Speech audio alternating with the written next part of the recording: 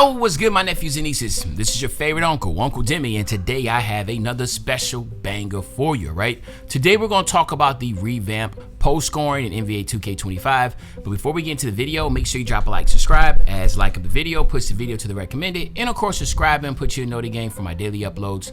Without further ado, let's hop straight into the video. Okay, so first and foremost, again, I want to talk about how post scoring has been throughout the past couple 2Ks. Now, for the most part, post scoring has not really been much of a skill gap type ordeal. It has been more just having a high close shot and just post hooking, right? And for the most part, the post hooks were unstoppable for a while, then they nerfed it, and you just really don't see a lot of post scorers just really trying to be post scorers because it has been just a place to where first post scorers just have a very bad name, but also because post scoring, there's no skill set in it. It really isn't, you know? You get just the ones that just get really big, 7'3", max weight, high like post and just paint mash, right? Just back you down, drop step, score buckets. Just not really much of a skill set in that type of deal. But Mike Wayne has came out and I think kind of changed the game, to be honest with you. So the question was, what changes have been made to post defense? Okay. And he said post phase and hooks now use a different set of contest logic than normal shots. The new logic better simulates how shooting out of the post is in real life and puts more of the make versus miss on the shooter's ability to time an inherently more difficult shot. Defenders will still want to get a hand up or jump to contest to make it tougher for the shooter though. All right, so the way I got out of that is that, for one, people that put in a lot of time in post scoring, they're about to be absolutely unstoppable.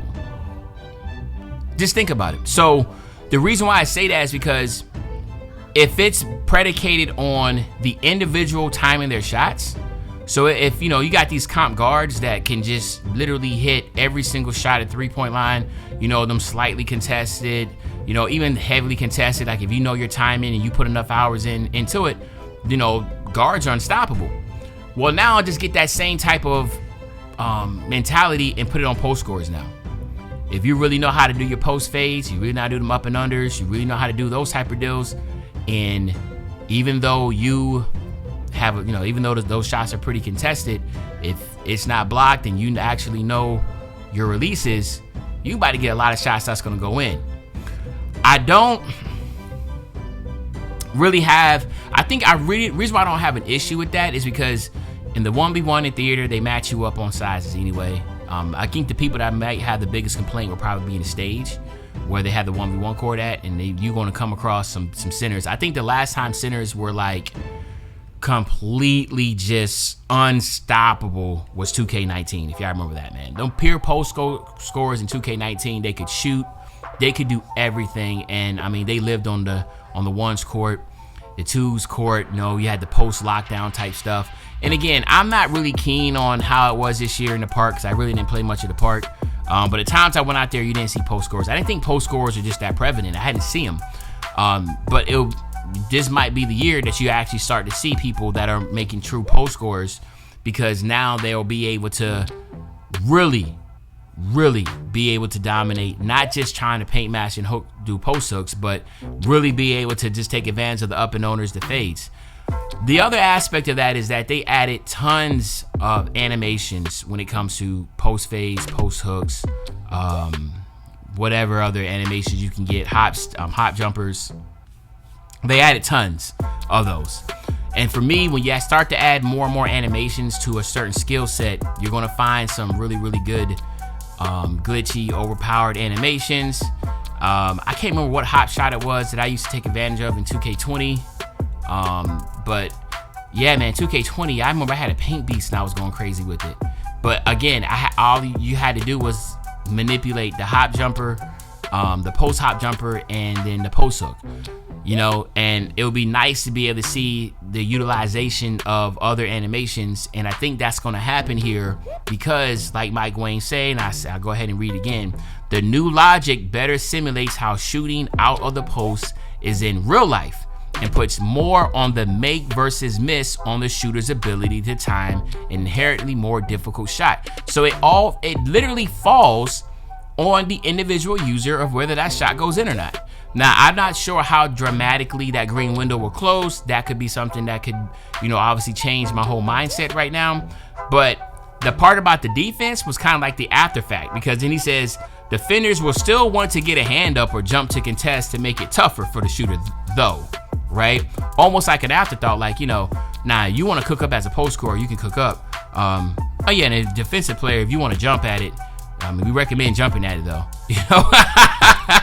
You know what I'm saying? Like, I mean, again, you know, it's very hard to truly put in perspective how this is actually going to play out until you actually play the game. And you don't want to put too much emphasis on Mike Wayne's words because, again, some text can get lost in translation, right?